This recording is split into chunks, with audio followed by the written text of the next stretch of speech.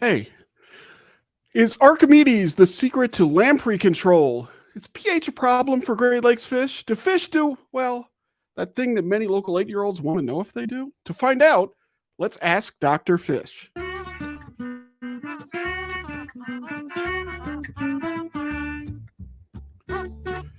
That's right. Welcome back to Ask Dr. Fish, a every other month show in which we ask pressing fish questions, science questions, and life questions to our two doctors fish.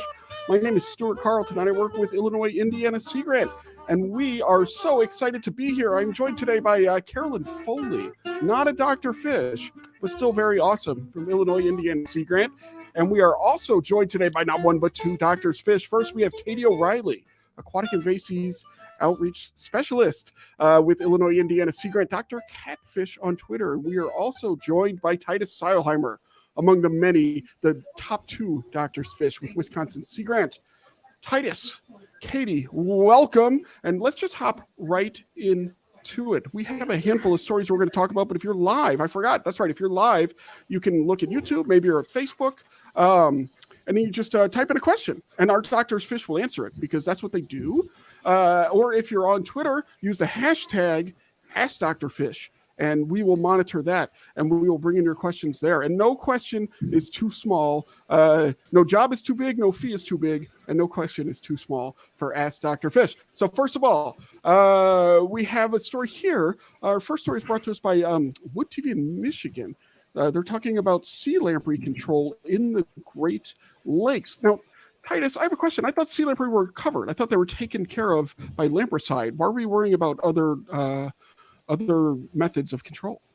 Yeah, so a couple. It's a good question, Stuart. And the chemical treatment and for lamprey management has been a very important part of that. We're over 90% below where we were at historic lamprey levels. So it's overall a great story.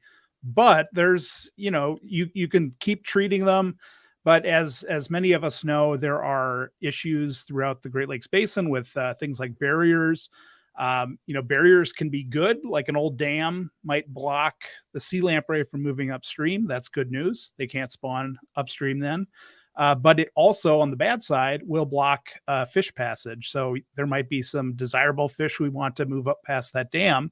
And, what we want to know is how can we move the fish we want without the things we don't want, like sea lamprey. Yeah. Excellent. And so what here? Yep. No, go ahead. I'll just add in, like Titus said, the treatment with what's called a lampricide isn't 100% effective. So you're always going to get some lamprey that make it through. And then you also have the cost, the US and Canada together spend millions of dollars each year doing this treatment for lampreys, as well as even things like the COVID pandemic can disrupt how much treatment happens. So, despite the success of the lampricide, we still have lamprey in the Great Lakes that are causing all sorts of sucky trouble. Sucky trouble. Suck. Yeah, that they do. So wait, did I hear you right, Katie? Millions of dollars? Is that how much they spend on this? Each year, yeah, it is a big undertaking, both in terms of the cost of the treatment, as well as, just having people out there to apply this lampricide to the streams where the lamprey spawn. Yeah, it's about $25 million a year, and it's a great story of invasive species management, of cooperation between the U.S. and Canada, between the states and the tribes, everybody working together. So I think it's a good story. But, at the same time, it is also costly. Like, what could we do if we didn't have these lamprey to control? What could we do with that $25 million a year? Like, you could do a lot of great habitat stuff. But we have the lamprey instead. And so what is this new story? They're doing a fish pass. What is going on with this? Yeah, so the fish pass story takes place in around Traverse City, Michigan on the Boardman River. And it's really the story of the Great Lakes Restoration Project. This has been a somewhat like a 20-year restoration project to reconnect the Boardman River with Lake Michigan. And it would replace this old failing dam that would basically be a new brand new complete barrier that will have the ability to sort fish, essentially. Sort the good fish from the bad, quote unquote, bad fish, as Titus was saying. So letting native species move upstream into the lake, kind of both ways, but preventing invasive species such as the sea lamprey from accessing habitat upstream where they aren't currently established. Yeah, and I think one of the benefits of Fish Pass is it's also a research facility. So it is, really, it will be a location to study how can you selectively pass, some fish versus others, keeping lamprey down. So, so it's not just a benefit to the Great Lakes. It can also, this could have applications all over the world because, fish movement and fish passage and barriers are not a Great Lakes issue. It's a global issue. Yeah, and what's really cool too is, they're starting out sort of with manual sorting, so humans doing the sorting, but they're doing research to see if they could use things like AI and identification to basically automate the process of selecting, this is, like having cameras. And so like, this is a lamprey shape, so this fish doesn't get to pass, whereas this is native trout, and so it can pass, essentially. So they're gonna have little. Or this is a non-native trout, but we want it to pass because it is a desirable sport fish. Exactly. Yeah. Then we get into human subjectiveness again. Fair enough. So they're gonna have a little fish GPT or whatever. They're sort of measuring each one and deciding what it is, and going. Oh, that's cool. How are they gonna get the fish up there? It's like a ramp. Do fish swim uphill? How does this work?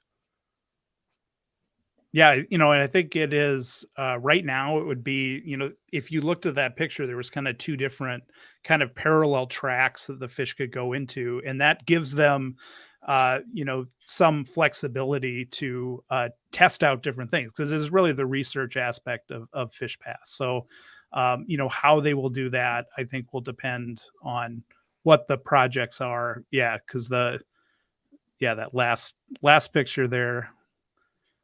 Yeah, you can see those, kind of two parallel kind of areas there.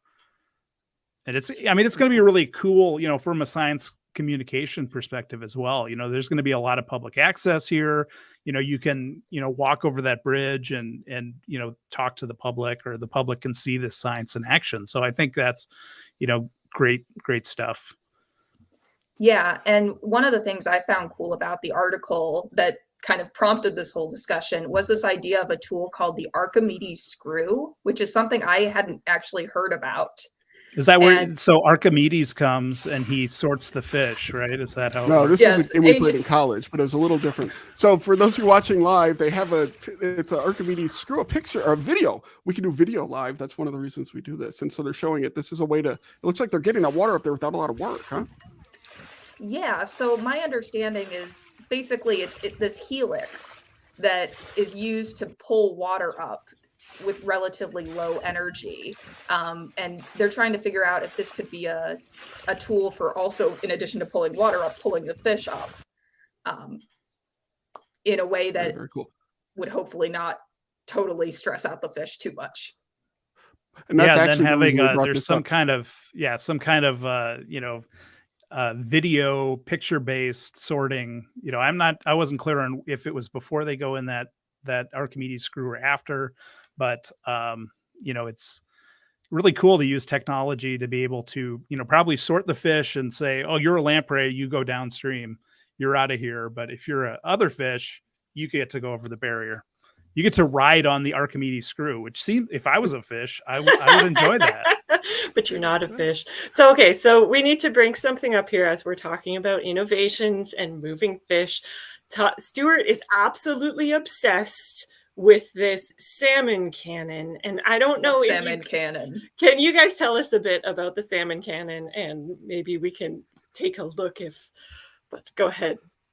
Katie, it's maybe. A cannon. Yeah, it's go a cannon. It's a cannon that shoots salmon. I mean, what more do you need to know? It's very straightforward. I mean, it's there on the tin, but basically the salmon cannon became viral a couple of years ago. It's this instrument or equipment built by a company called Whoosh Innovations, which is so appropriate.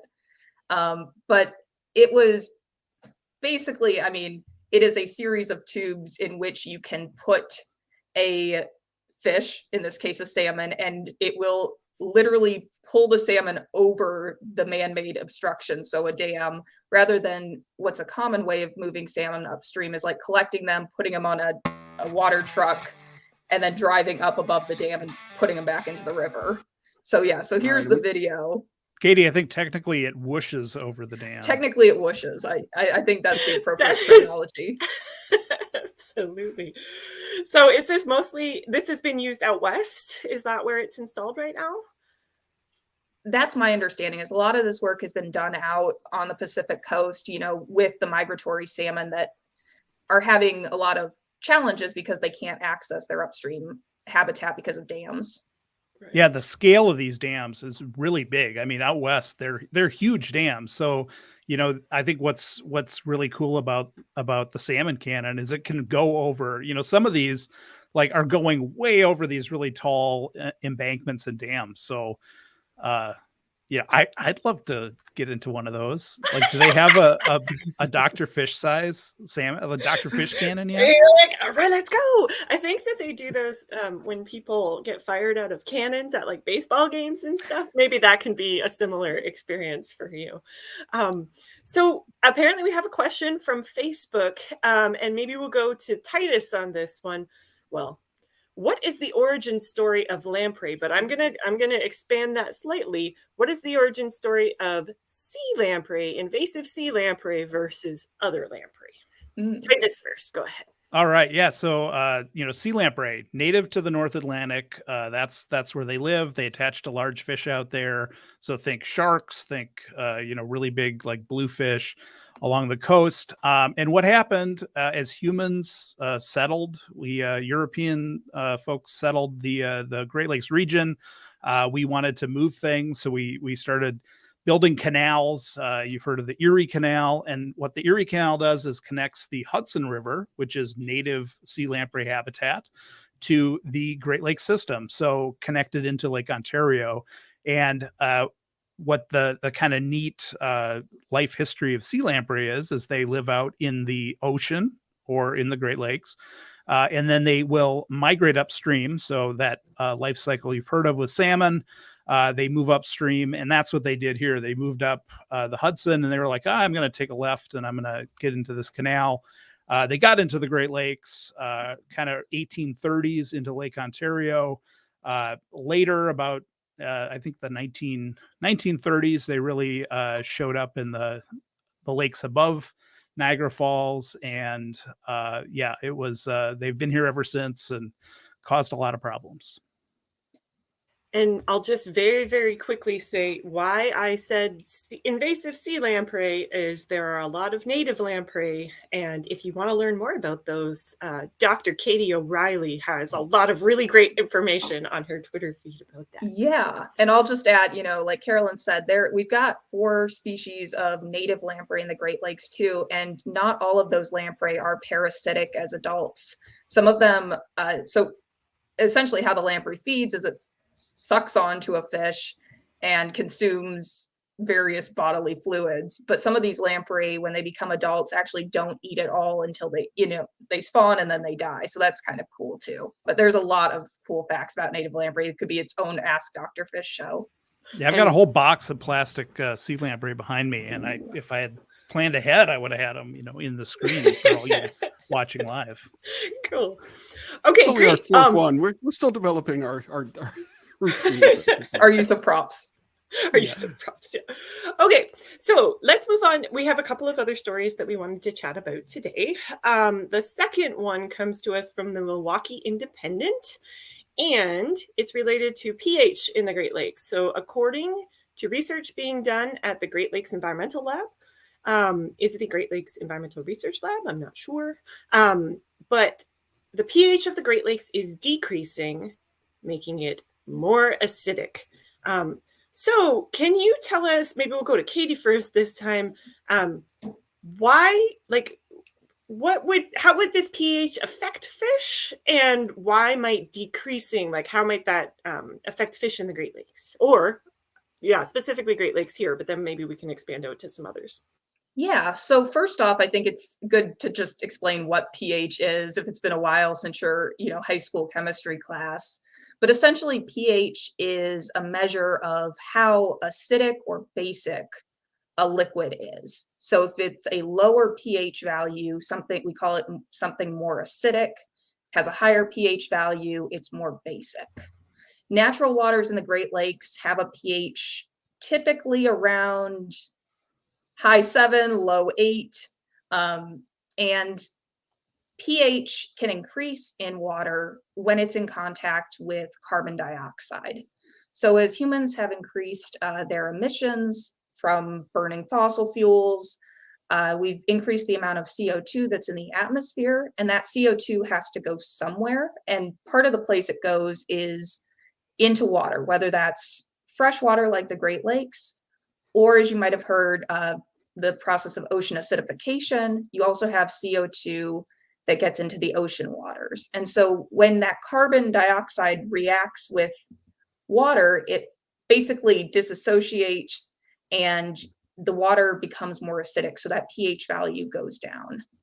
And why that's of concern in both marine and freshwater systems is because we really don't know how this is going to play out with fish. There's been some lab studies that have shown that increased acidity in waters can sort of disrupt fish sensory processes. So they may not be able to hear as well, or they may not be able to detect predators as well.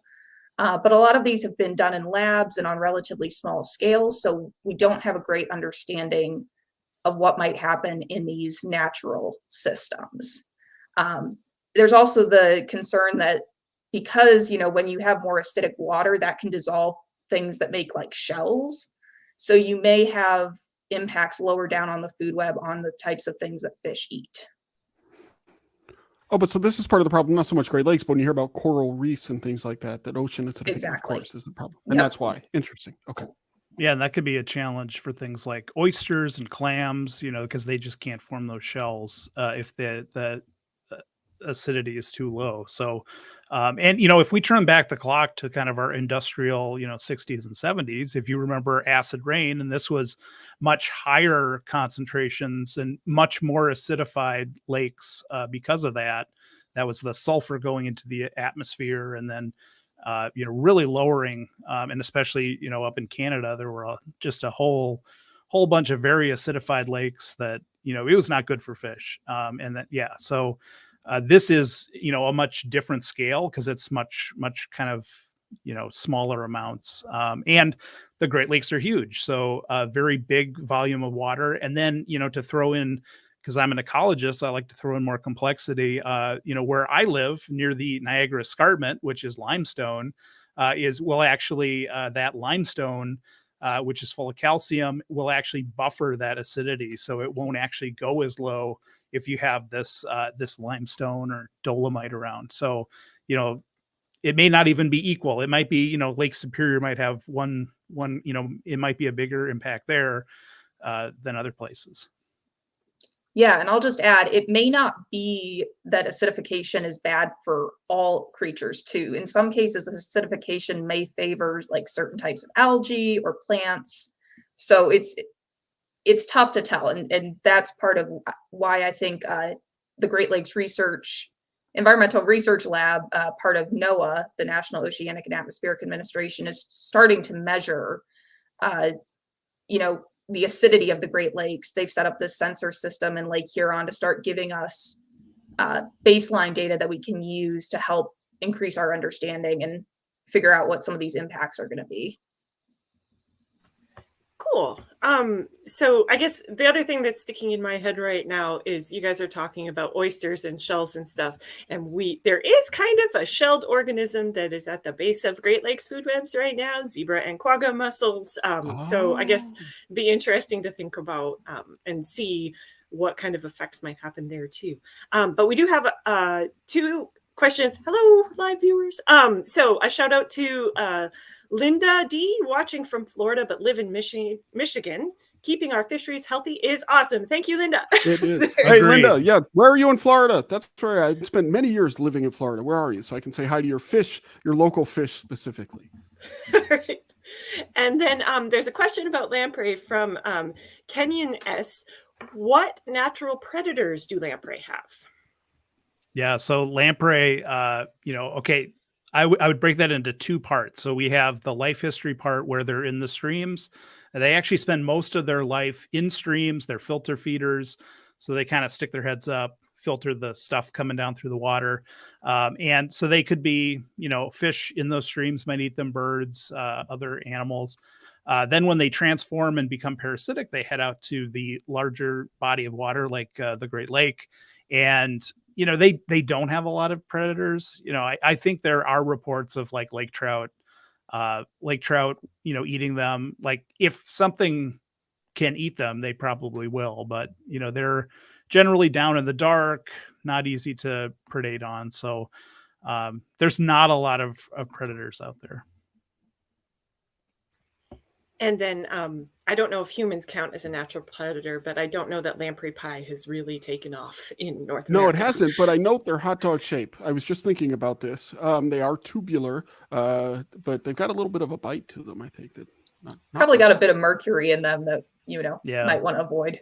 That has been the problem. The mercury levels are so high that you can't actually export them, because they've actually looked at that, like sending them over to Europe where they want to eat them. Portugal, UK, this is a delicacy and they don't have enough over there. We've got more than we want. And, but yeah, that has been a problem. So we see there's a couple questions about how to reduce pH. We will check up that and then maybe get back to you, and you can maybe have a look at some other, because those, we don't know quite as much. We're fish people in the water. So, but we can take a look. There may be some resources around that we can share about that on with the recording of this down the line. So maybe we'll move to, because it's winter in the Great Lakes region, let's talk about ice. Okay, so there hasn't been a whole lot of ice on the Great Lakes this winter. So what does that mean for fish? Katie first. Yeah, so for fish, ice is actually a really important part of their life cycles, especially for species such as lake whitefish in the Great Lakes, because these species spawn in the kind of late fall, early winter, and their eggs develop over the winter to hatch in spring. And so the ice basically provides a layer of protection from winter storms, from the eggs getting, thrown around, beat up.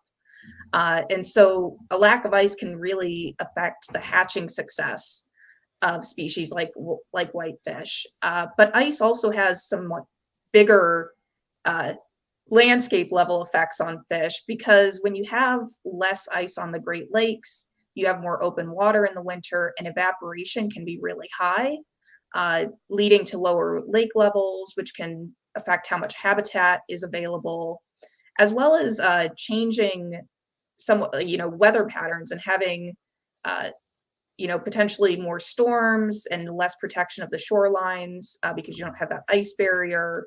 So it can have, both the immediate effects, say like on the eggs, but can also affect just the physical habitat of the lakes as well.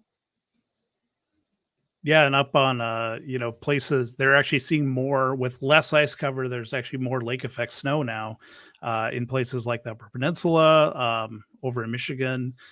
So that, when you think snow now and then runoff later, that can just change the dynamic of kind of how much water is in those tributaries and when it's coming. So, lots of stuff changing.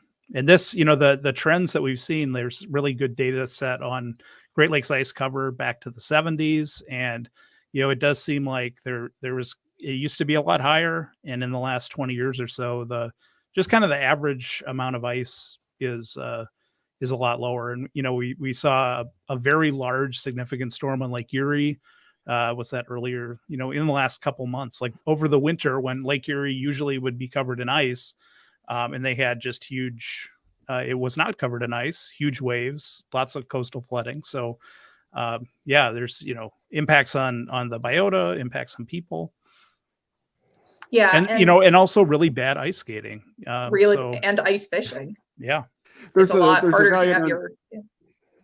Oh, go ahead, Stuart. there's a guy in our neighborhood who has a big thing set up in the yard. It's like supposed to be it's like a huge kiddie pool essentially, but it's supposed to be an ice skating rink. And you can get some laps going in it. 0 times this winter, 0 times has he been able to use it. He was at poker night the other night, bemoaning it.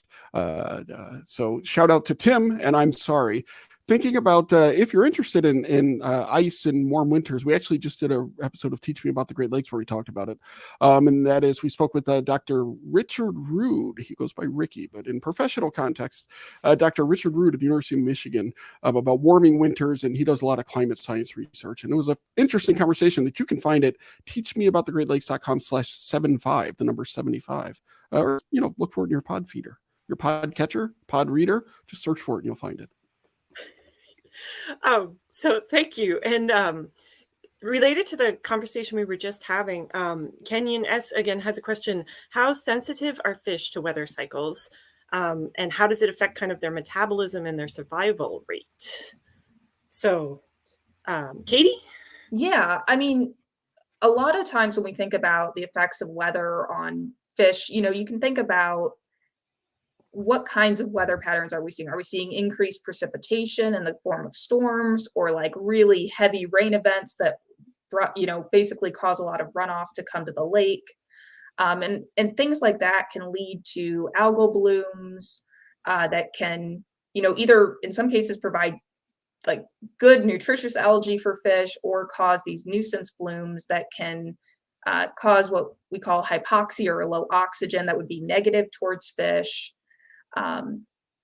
It kind of just depends a lot, what effect is that weather having on some of the things that the fish relies on. So it's food, it's habitat.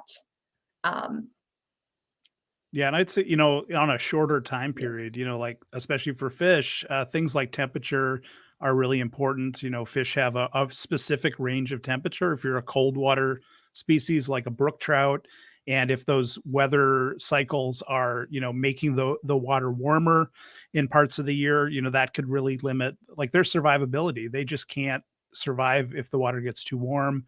And I think, just thinking about winter, because we're, in the middle of this very kind of mild winter, at least where I'm at. And, for the last, 10,000 years, our winters were colder. And now if they're going to be a little warmer, if there's going to be more rainfall instead of snow, that means, runoff happening in the winter. Imagine if you're a fish that spawned in the fall. So, to kind of go back to the lake whitefish and the Cisco, or, burbot, which spawn right now under the ice, their eggs are out there over the winter. But if you have a big rainfall, which I think we're supposed to get rain this week here in Manitowoc. So, 20, 30 years ago, that would have been snow. That snow is going to sit on the landscape. It's going to melt in the spring. Now we're just getting it falling as rain in the winter. It's running off. So that is, affecting the kind of the biology of these fish. Cool. And well, not necessarily cool, but interesting. It's interesting. So you talked a little bit about Cisco. And so can you explain, I'm going to go to Titus on this one. Can you explain what is the deal with the name Cisco? Cisco. It's not the internet, company, or yeah, it's not company. the food service.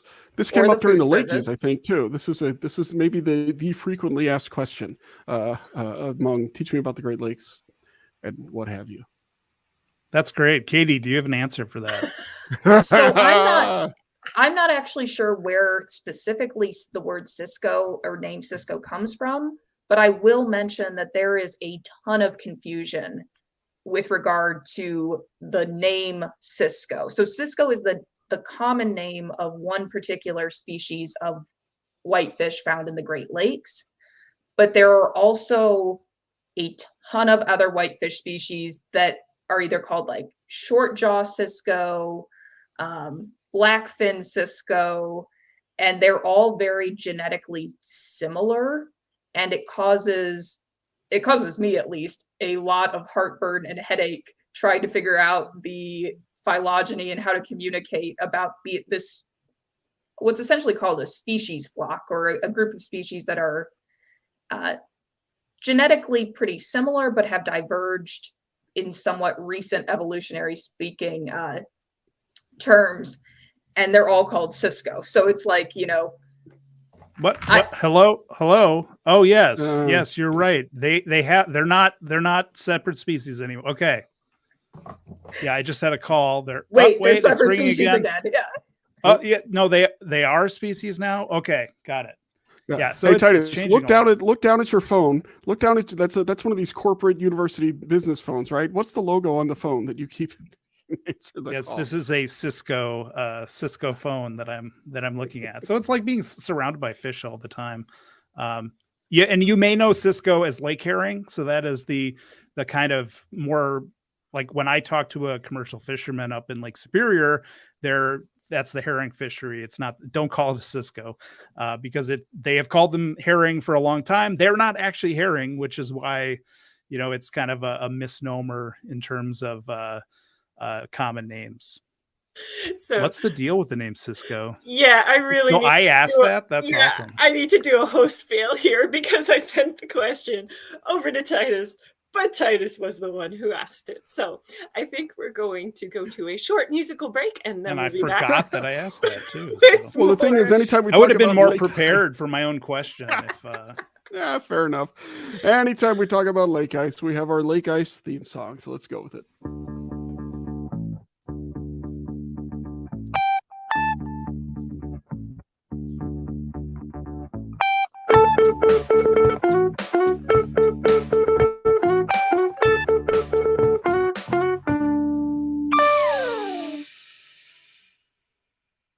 Now for a seasonal interlude. Carolyn, take it away. All right, so it is February 13th, 2023, which means tomorrow is Valentine's Day. Whether you love it, whether you hate it, one of the best things that comes out of Valentine's Day in recent years is fish valentines. So they're all over the internet. You see pictures, different organizations put them up. So for a second, we want to ask our audience, anyone who's live, if there's a fish valentine that you think is really clever, really awesome, please go ahead and share it. And then to our doctor's fish, do you have a favorite that you'd like to make sure everyone is aware of before tomorrow's big day? I think mine is, I only have walleyes for you. Honestly, I think that's one of my favorites too. I was trying to find the image that has like the huge googly eyes on a walleye. Oh, come on. That's a fish valentine. That's the whole thing. Oh, we'll find it. Well, and for me, it's definitely going to be the burbot. And I'm going to just plug our recent episode from Wisconsin Sea Grant of the Fish Dish with Sharon Moen and Marie Zwiekoff, where they talked to me, Dr. Fish, lover of burbot, which, forget about Valentine's Day. It is Burbotines Day. This is the time of year when burbots are getting together under the ice. They're spawning in this wriggling ball of just slimy tubular fish. And they're singing too, right? And they are singing. They're also making noise, beating the muscles on their swim bladder, making sounds. So, the sounds of love under the ice, the wonderful burbot. So a beautiful serenade. Absolutely. Happy Valentine's Day, everyone. Happy right. Burbotines Day. So we've got a couple of different options too. If you look at like the Shed Aquarium has some, the Great Lakes Fishery Commission, who I think we were talking about them a little bit earlier, they have some. Illinois Indiana Sea Grant has some. So go ahead and take a look for those. We'll also try to add them in some links and share them via our social media so that they're ready for you. If you really want to express your love with a fish. And you should. Everyone will appreciate it more.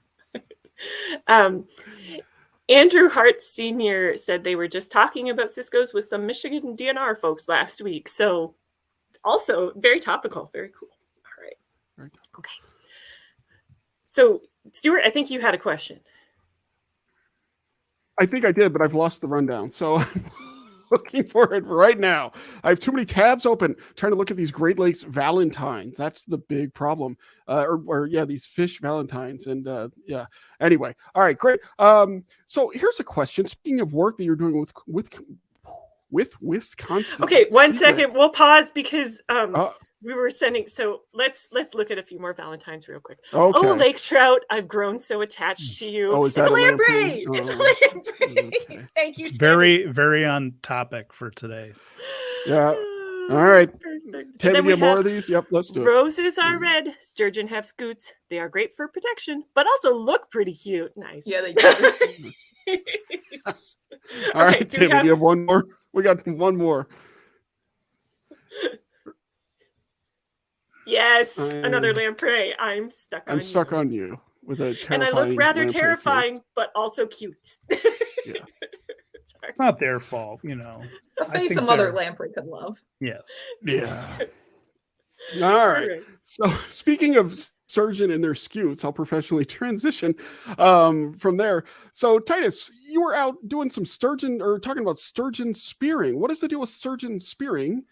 Tell me about this and why it shouldn't make me sad. Well, I don't know if it won't make you sad, but so Wisconsin is home to one of the largest, I would say the healthiest lake sturgeon population in the world in the Lake Winnebago system. So Lake Winnebago is the biggest inland lake in within Wisconsin. You can see it in the northeast part of the state. They have a population of about 40 lake sturgeon or 40,000 lake sturgeon. That's a lot of lake sturgeon.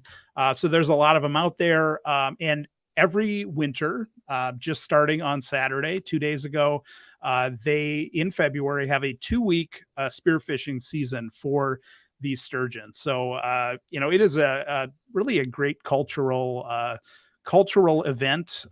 Going out there, I actually met up with a colleague and we kind of talked sturgeon and hung out over at by one of the check-in stations. And it is really it's a greatly managed, it's a success story for a fish management program because, sturgeon are struggling in a lot of places, but in the Lake Winnebago system specifically, there's been a long time love for these fish, and very very early on they were there was concerns about their populations. Protection happened a long time ago, so they are doing really well here, and even it is a little sad because these are great big fish, but people really love them, and they it's that love of these fish that allows them to be protected. So it's an interesting story. It is just a totally great management system too. Like they have specific, like every fish that is speared has to go and be checked in and registered with the DNR, every single individual fish. So there are not fisheries like that. And they check for the sex, they check for the size of the fish, they look for tags if they were tagged historically. So those fish are doing really well. And the length of the season is 2 weeks maximum. It can close a lot faster if they hit these quotas. So they have very specific amounts of females and males and juvenile fish that can be harvested, and if they hit those caps, season closes. So just a great management scene. Yeah, and we're looking at some video here too that it looks like y'all took. That's neat. So I have a question then. With that season, is it like, so one of the big deals with the crab fishery in Alaska, right? The king crab fishery was that when they had this sort of rodeo season, it became really dangerous, right? And this is when the idea of that is the deadliest job in America, non-raising children version, happened. Is this the situation with sturgeon too, where people are trying, it's so compact that you got to get them while you can that it becomes dangerous, or do you not see that there? No, I mean, it's there's kind of two different zones for the fishing. There's the up lakes region that generally has an individual quota there. And that generally they harvest those and that closes early. Winnebago usually doesn't. And it comes down to things like water clarity. Like if you have a really good water clarity season, you might hit those caps and close the season early. But I think they had 3,000 shacks out on the ice on Winnebago this weekend, which was half where it was last year. Because this is kind of we've been talking ice cover, and this has just been, it's not a great ice year out on Winnebago. People were driving their trucks out there. I don't know. Apparently no one dropped their trucks through the ice, so that's good. But it is, the temperature was really warm this weekend, and people might just stay away. And I think they sell like 30,000 licenses, permits basically for the opportunity to get one of these fish. And, people might go out there for a weekend, and, people will come here from out of state to you can have a guide take you out to their shack, and, they've cut the hole, they have all the gear. And so, hey, come on up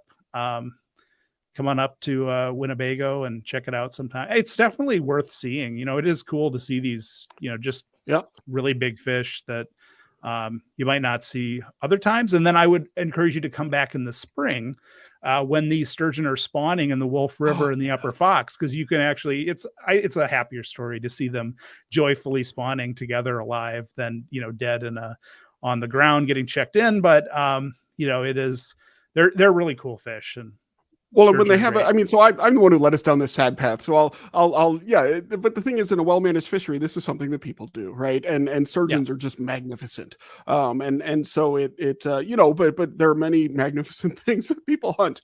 And so when it's well-managed, I think that there's a lot of ways that you can do that well. But yeah, I strongly recommend going to see baby sturgeon too, because they're just cute with their button nose. And we have a comment from Andrew in Facebook, and he said he just had a 60-minute spearing session on an inland season. Andrew, was the whole season 60 minutes? Five fish were allowed to be harvested. A big fish. What is this, Katie? So this is on Black Lake in Michigan, and they also have a sturgeon population, but their quota is obviously much, much smaller. And so in recent years, the entire season has lasted, on the order of hours as opposed to weeks, as Titus mentioned for the Winnebago system. But again, even though it's this very closed amount of time, I don't think there's been a lot of deadliest catch type races, but I haven't actually been up there for Black Lake's sturgeon season. So if you recall, was it last time or 2 times ago? I think it was last time where we read a very, we acted out a radio play, a film noir style radio play. I'm envisioning another one involving spearing and people. So tune in next. Carolyn says, no, that means it's a good idea. When that no comes instantly, that's when I know that I'm on the right track. But let's move on. We have one more story to talk about. And so this one got spawned. So this idea got spawned like Burbot's singing an opera when my kids brought home a book from the library, and this book was called "Does It Fart?" ? And I happened to glance at the book. I was like, well, this is an interesting book discussing whether or not things fart. And I noticed the illustrations were by Ethan Kosak, who has done the Ask Dr. Fish artwork. So that beautiful blue artwork that you see was done by somebody who's drawn pictures of animals farting, apparently. And so that's fine. I think we're definitely, it was very appropriate for us to be. This, that's where we got our fish logo. Scientist farts. The answer to that is a definite yes. I've been with fish scientists. I know what's happening there. But Katie, do fish fart specifically? The answer is yes, but only some fish. So one of the most, we're not talking, farting across the fish orders. But one of the most notable are the ocean herring. So Titus was talking about how Cisco is called lake herring, but the ocean herring actually have been documented by scientists to communicate with their farts. So basically the bubbles that come out of their butts are used to help them school as a group. So increase that group communication, which sounds like the most 8-year-old boy way of communicating I've ever heard of. But that's apparently how herring keep in school. And now I'm going to ask, do fish have butts? Is my next question. That's a good question. I mean, I guess it Because considers you just how said they define a did, butt. Katie. So I don't know. But how do you All define a right, for the butt, record, Titus? we're on Yeah. PBS. Exactly. We're on the PBS affiliate Facebook page right now. All right, and well, I encourage you, Stuart, we're listeners, to look up- scientists. It's okay. Yeah. We're scientists. This is a scientific Fair discussion of anatomy. So they have to communicate by farts because they're hard of hearing, right? Just thought of that. That could be a Valentine right there. And No. apparently with the herring bubbles story, Sweden actually thought that they had Russian submarines in their waters, and it turned out that it was just herring farts. Oh So what my you're telling me goodness. is herring farts, could be a national security issue. Right, they might launch international events. That's brilliant. Yeah. It's just Yep, sure is brilliant. Good call. So when the herrings do, I guess you don't know, but do they release little? I guess there's enough bubbles to cause a nuclear incident potentially. So Well, and Thanks, herring. herring are a schooling fish, so you're going to have big groups of them. So I guess, depending on how many herring you've got in a group, you could have potentially a lot of bubbles. Yeah, the actual like I would debate, is this really a fart? So the biology here, it's so these herring have swim bladders, and the swim bladder has two openings, and what the swim bladder does, it helps the fish be neutrally buoyant. Some fish have them, some fish don't. Sharks don't have swim bladders, that's why they sink and they need to keep swimming. Gobies, your goby dogs, do not have swim bladders because they want to stay on the bottom. So they can take air in because they want to keep that swim bladder inflated, and then they have this other kind of passage where they can push some of that swim bladder gas out through the anus. So that's where you get your bubbles coming from. Yeah, does it make a bubble? I think the bubble is there's got to be a time component, right? If you slowly emit over time, then it's probably not a fart, but there's got to be a time. And I think the bubble could be a physical manifestation of there's a certain force or time aspect. I don't know. And it seems like they're definitely, they're making I don't know if it's a conscious decision, but it is, they're forcing that gas out of the swim bladder and creating those bubbles. So that seems like there's they're frightened, and out come the bubbles. We could ask Judge Sean Hodgman, I guess. Yeah. So this is when you said, we'll do an AI generated story. I think a better use of a future Ask Dr. Fish is further discussion of like, what does it really mean to pass gas through? Yeah. No, Philosophically. ChatGPT. No, it is good, but ChatGPT really has cut back on the fart humor lately. I've heard. You've heard. I'm sure. So we'll have to see. All right. Fantastic. So in past Ask Dr. Fishes, we have had a kind of challenge at the end. Stuart, do you want to introduce our challenge for today? I do. This challenge is a new one that we're calling Which Fish Story is Not a Fish Story? So what we're going to do is we have randomly selected an order for people to go. And Titus, so as you recall, Katie O'Reilly won 20 questions last episode. Actually, to tell you the truth, Katie O'Reilly was gifted in celebration of Fishmas. But the thing is, a win is a win, right? A win is a win, even if the win is a gift. Just ask the Kansas City Chiefs after that football game last night. But regardless, so Katie is going to go. So Titus, Carolyn, and then me are going to read a story. Two of these fish stories either are or are not fish stories, depending on what you mean by fish stories, because two of them are fake and one of them is real. Katie's job is to identify the real story. So Titus, what is your fish story? All right. Alabaster Smith of Leamington, Ontario, recently discovered that yellow perch were good for more than just Friday night fish fries. Smith, a commercial fisherman, saw fish leather for sale on a recent trip to Iceland and thought this was a great new product that he could sell at his retail shop. After months of tinkering in his workshop, Smith developed a yellow perch shoe, complete with fins and spines. It certainly looks good, said Smith, but I'll be darned if I haven't gotten poked with spines a few times putting these shoes on. And I keep getting followed around by otters. Yellow perch fish leather by Titus. Carolyn, tell me your fish story. Okay. Windsor resident Matt Gervais says he's not much of an angler, but now he's got a crazy fish story to tell with the scars to prove it. The local triathlete and endurance sports coach is still recovering after his right hand was chomped by a hungry muskellunge while he was swimming in Lake St. Clair last weekend. It was an intense pain, almost like burning, Gervais said. It took me a moment to understand what exactly was going on. A real ugly fish, big eyes, big teeth. Gervais and his swimming partner managed to reach a residential property on the shore without submerging Gervais's damaged hand. The property owner, alerted by their sounds, came out to help as well. Once Gervais had some emergency bandaging, he went to a Tecumseh walk-in clinic for assessment and treatment.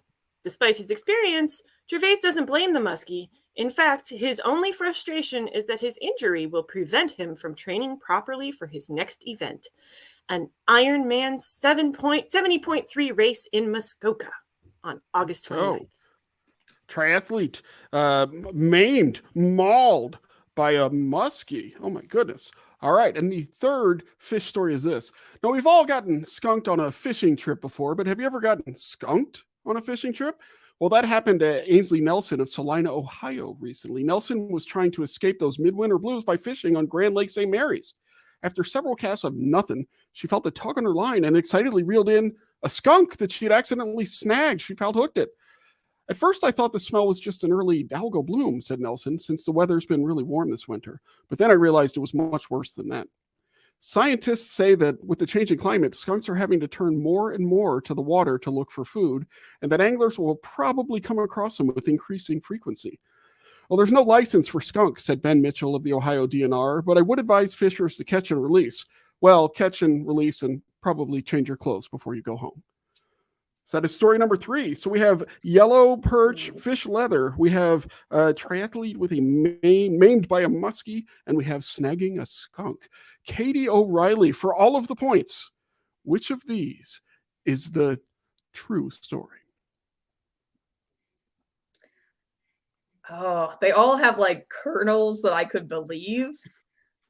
But I think I'm gonna have to go with the triathlete muskie story, just because knowing a bunch of triathletes, that would be like, that's just such a real line to say. I'm not mad at the fish. I just am mad I can't swim as much, or this is going to affect my training. So I feel like that's got to be the right one. Fantastic. In a more professional show, we would have something for the big reveal, but instead, will the real fish storyteller chime in? There we go. We're up on the screen right now. Yep, you are absolutely correct. There's actually quite a lot more detail in there. And as you can see on the image, he had gotten bitten.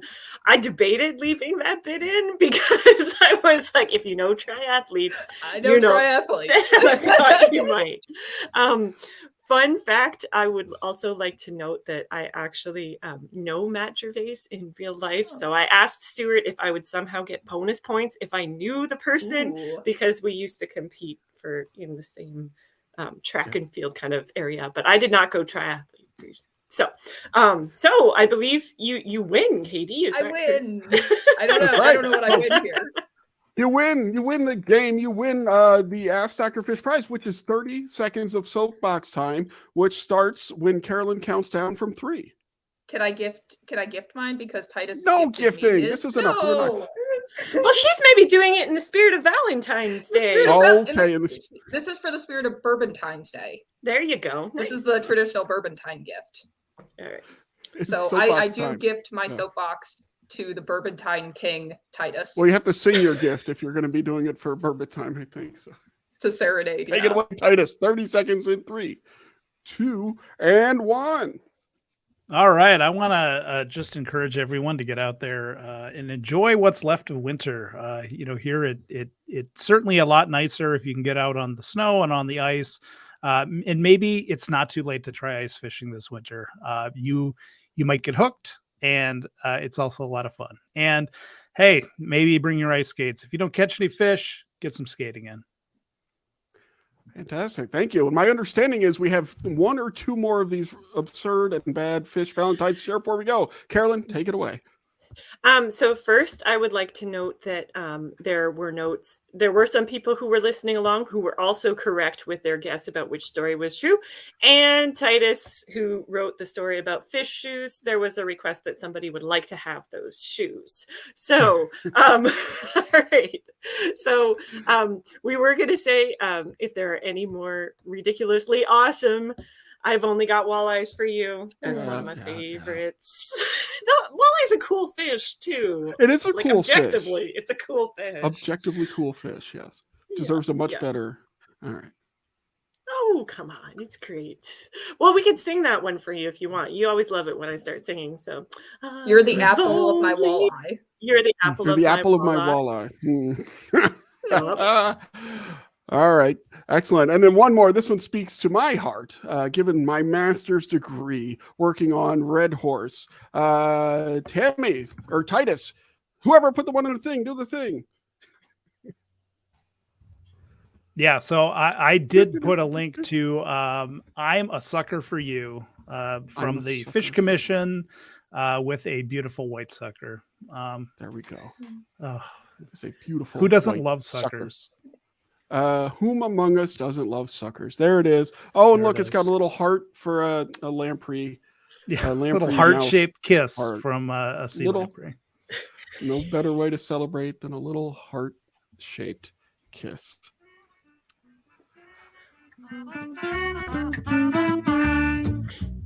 Ask Dr. Fish is brought to you by the fine people at Illinois, Indiana, Sea Grant, Wisconsin, Sea Grant, and Go Be Dog Media. The show is produced and hosted by Stuart Carlton, Carolyn Foley, Dr. Fish, Katie O'Reilly, Dr. Fish, Titus Seilheimer. Our live broadcast guru is the incomparable Tammy Winsel. And the whole thing is produced by our pals at Great Lakes Now. The podcast version of the show is edited by the awesome Quinn Rose, and we encourage you to check out her work at aspiringrobot.com. Podcast artwork is by Ethan Kosak. You can view his portfolio at Ethan Kosak. That's KOCAK.com. Maybe there'll be drawings of farts there. I'm not sure, but go check out the book anyway. If you have questions for the Doctor's Fish, just send an email to askdrfish@gmail.com. Use the Twitter hashtag AskDrFish. If you're still on Twitter and know how to see tweets, which not all of us do, we have a fish hotline. Why don't you call it 765-496-IISG. Hey, everybody, thank you so much for listening. We'll see you live on YouTube and Facebook and who knows where else at 11 Eastern on the second Monday of every month. And in between now and then, if you have fish questions, science questions, or life questions, just ask Dr. Fish.